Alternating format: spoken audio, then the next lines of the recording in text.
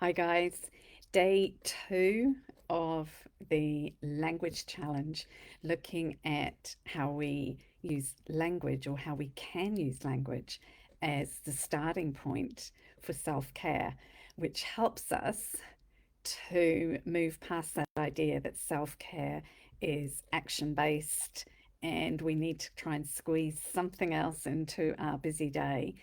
And it also ties in with this idea of starting with the small steps. What's the smallest way we can start this self care journey if we're faced with major things that we want to achieve and accomplish? Some of you will know, my passion for fitness and bodybuilding, etc. And, that initial first step for me along that journey and at the time I wasn't fully aware. I was aware of small steps, but I wasn't aware of how small I needed to go. It came about by chance, really, this idea that I needed to shift some of my beliefs and self-talk in order to undertake this journey. I can clearly remember a friend of mine saying, you know what you got to do, don't you? You got to get up on stage in a bikini and, at the time, I didn't focus on that.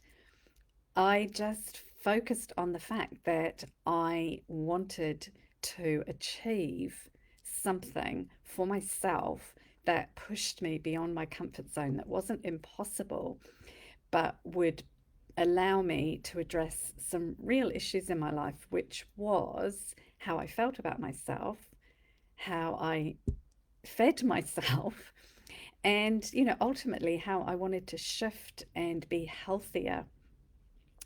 So I had identified this sort of journey, but that initial shift began with the way I spoke to myself, the language that I used around myself.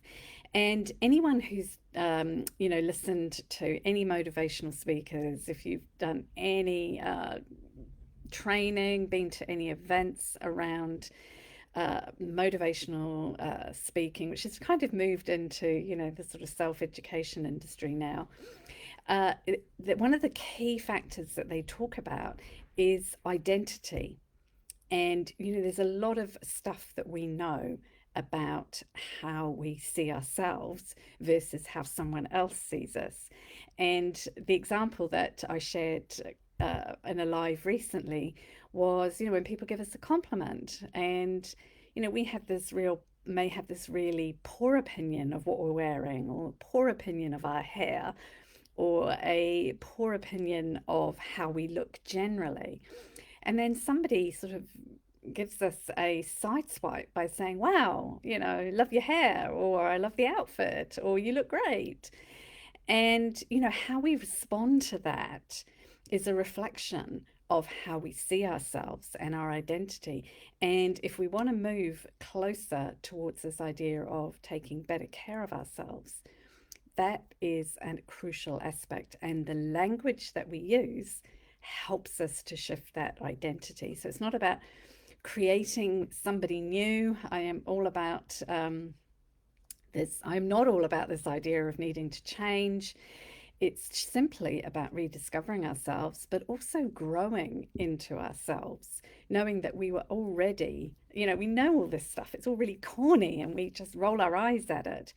But we do know that there's something bigger than just this body that we're in. And it's getting back in touch with that and understanding that the layers of conditioning, the life that we've lived, has often not served us in terms of how we view ourselves because we've allowed outside influences to shape our view of ourselves as opposed to seeing ourselves for who we really are.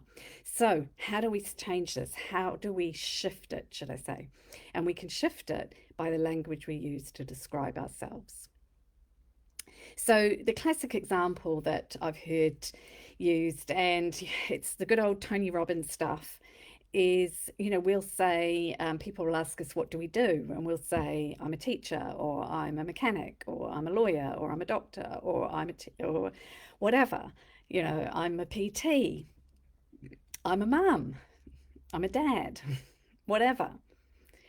And he challenges us to think about that isn't who we are. That's part of what we do.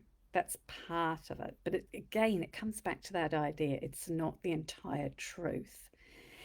And you will also hear people describe themselves as, I'm a procrastinator. We give ourselves labels. I'm dyslexic. I'm autistic. I'm disabled. And again, while it is part of the truth, it's not the entire truth of who you are. And this identity and the way we talk about ourselves shapes the way we view ourselves. And I have shared with people on numerous occasions my article about labels and how they can work against us because they can lower our own expectations as well as the expectations of others. So the language that we use to describe ourselves prepares somebody in advance. The expectations they have may change. Now, this can work. This can work for our benefit. And this is sometimes essential.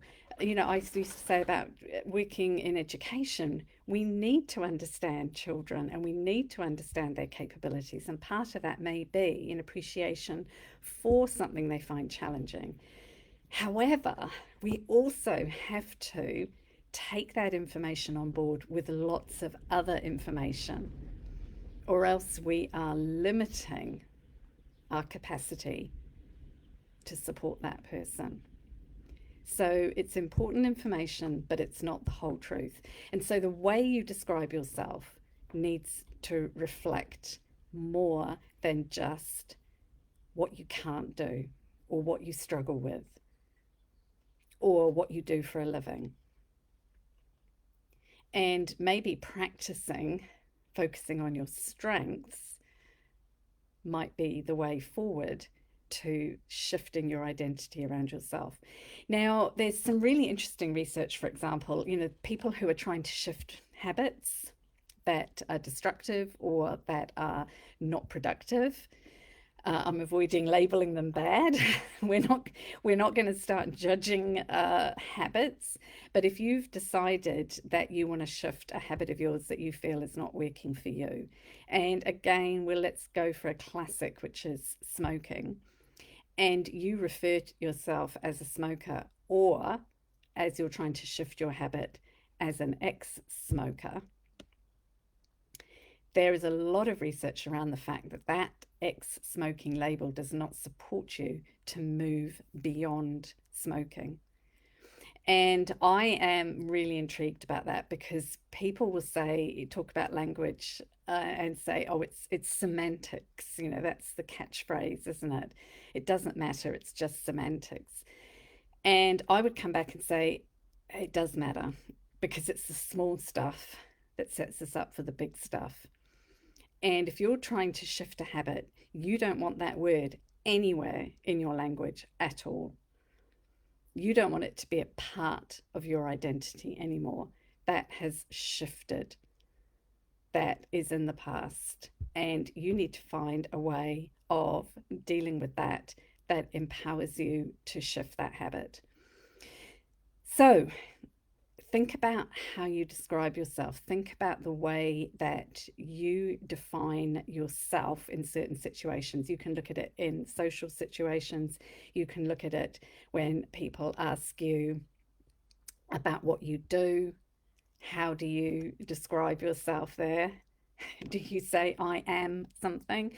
Or do you say, I work in a blah, blah, blah. I'm passionate about this. I love this. I love that. Do you create that image of yourself as more than just what you do or more than just what you used to do? And I think once we can get our heads around this idea that, the small stuff, the small talk, those small words that we use on a daily basis, if we can shift that, have an awareness around how supportive they are, how useful they are for us, that is the beginnings of self-care. Because once we can shift that, once we can change our view about ourselves, and create this idea that we are more than that initial identity that we gave ourselves through those sort of limiting descriptions, suddenly we're on a whole new trajectory. And I go back to my example because I've lived it, and that that was the defining point for me, that idea that I needed to see myself as someone who was capable of getting up on stage, doing something completely outside her comfort zone and embracing it and having fun. And that it wasn't about facing fears, that it wasn't about overcoming challenges. It was about creating a new and empowering identity for myself because I knew that person was already in there. She was just buried under years of conditioning and expectations of other people around her. So, have some thoughts around that. And if any of this resonates with you, I'd love to hear from you. I would love to know if this whole idea of using language in an empowering way actually sits with you. Can you relate to it? And remember that how we view ourselves needs to be the whole truth, not just parts of it, because we'll get parts of it from other people. We don't need to be focused on the parts. We need to be thinking about the whole. Who are we as a whole? And just get more broad in our view of ourselves, that we are more than just what we do, we're more than just what we look like. There is a lot more to us. And once we get more adventurous with that language, we're going to shift and see ourselves in a different way. Catch up with you tomorrow at 8 o'clock for number 3. And yeah, share this with somebody who you think might also know somebody who they'll share it with. I'd love to get some feedback because to me it's been a real powerful revelation sharing some of this stuff with you.